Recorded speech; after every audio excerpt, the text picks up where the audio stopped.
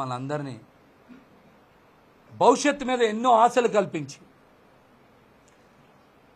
మీలో ఒక చెగోవీరని చూసుకున్నాం, ఒక ఉద్యమకారుని చూసుకున్నాం. మీరు నిలబడతారనుకున్నాం. మీరు ఇలా నట్టేట ముంచేస్తారని మా కల్లో కూడా ఊహించల,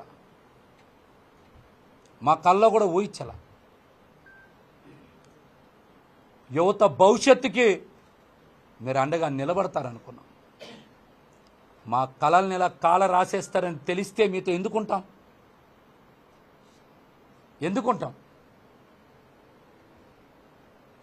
ఇదేదో పోతిని మా సీట్ రాలేదనో ఆవేదనతోనో మాట్లాడట్లా. నేను చెప్పే ప్రతి మాట కూడా నిజం. నేను చెప్పే ప్రతి మాట మీరు విశ్లేషణ చెయ్యండి. నా మీద సాయంత్రం నుంచో రేపటి నుంచో చాలామంది ప్రెస్ మీట్లు పెట్టచ్చు, ఇష్టానుసారం మాట్లాడచ్చు. ఇంకా మాట్లాడతా. నాదెండ్ల మనోహర్ లాంటి వ్యక్తి పశ్చిమ నియోజకవర్గంలో ఎవరెవరితో ప్రెస్ మీట్లు పెట్టిస్తున్నారో తెలుసు. వస్తా తెనాలి పెడతా, అక్కడే ప్రెస్ మీట్, అక్కడే మాట్లాడతా. చాలా వాస్తవాలు ఇంకా ఉన్నాయి, బయట పెడతా. అవలా ఇంకా అవలా. చివరగా ఒకే ఒక్క మాట, దేనికి నాకు భయం లేదు.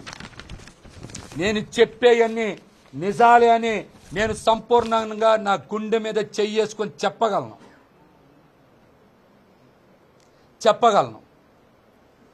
పవన్ కళ్యాణ్ గారిని ఒకే ఒక్క కోరిక కోరుకుంటున్నా. రేపు పిఠాపురంలో మీ సొంత ఇల్లు గృహప్రవేశం చేస్తున్నారు కదా, అక్కడికి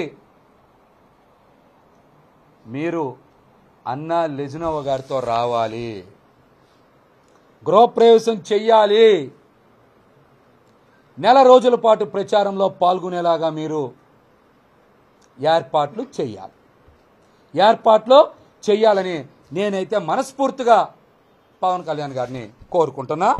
మరిన్ని విషయాలు, నా రాజకీయ భవిష్యత్తుకు సంబంధించిన విషయాలన్నీ కూడా తొందరలోనే ప్రకటిస్తాను.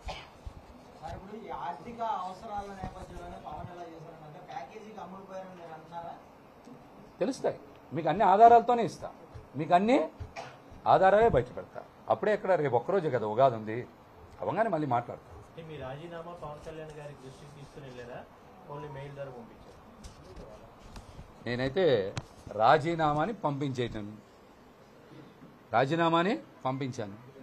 పవన్ కళ్యాణ్ గారి దృష్టికి వెళ్తుందా, పార్టీ కార్యాలయానికి వెళ్తుందా? కాదు.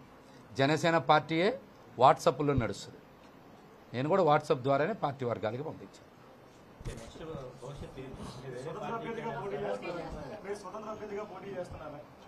చెప్తా, అన్నీ 2 రోజుల్లో మీకు తెలుస్తాయి. 2 రోజుల్లో తెలుస్తాయి, అన్నీ కూడా ఖచ్చితంగా తెలుస్తాయి. అధికార పార్టీ వైపు అడుగులు వేస్తానని చెప్పి కూడా ఒక సమాచారం. అదే తప్పేముంది, వేయకూడదా?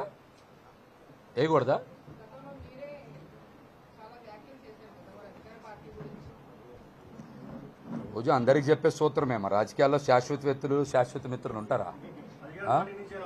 అందరికీ లేని సూత్రాలు ఒక్క మహేష్కే వర్తిస్తాయా?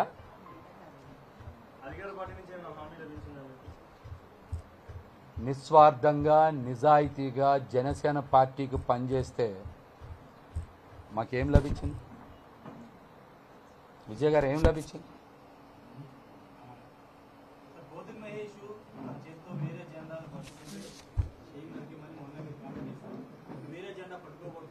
మంచి ప్రశ్న అడిగారు. రాజధానిలో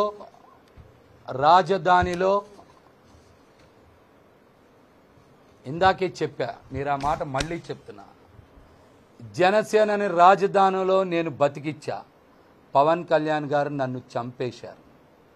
రాబోయే రోజుల్లో నాది రాజకీయ పునర్జన్మే. నా ఇష్టం వచ్చిన జెండా పట్టుకుంటా.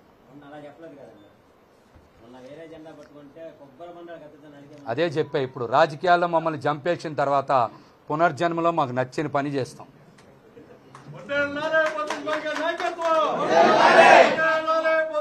నాయకత్వం